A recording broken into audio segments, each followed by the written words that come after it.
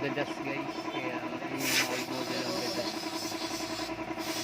Ano yung guys, yung sa carb nya, yung controller ng carb nya guys ay sira, wala nang guma. Tapos yung pinaka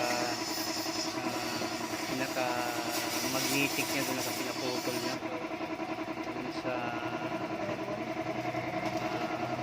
carb nya guys.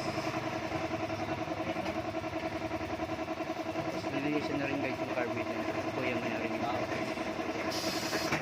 yung narinig ko.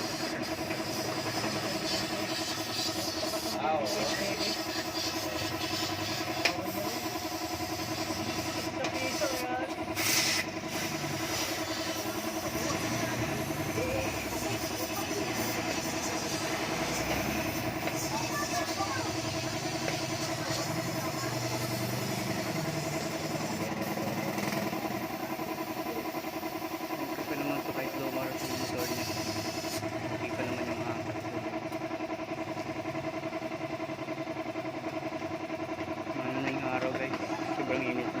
Laging 7 ka ba dyan, boss? Tingin ka rito. Wala daw ang ganda dito. Tingin ka rito kung meron. Tingin ka. Hindi, yung sa pulang maliit, tingnan mo rin kung meron. Tapos air pack mo na lang siya. Tornilyo niya ba? Tornilyo lang? Anong tornilyo lang? Ay nut ang kailangan. Yung kabila daw, wala. Oo, wala. Ay, wala kahapon. May gawa kami, pinulaot lang kahapon. Walang budget yung mayari.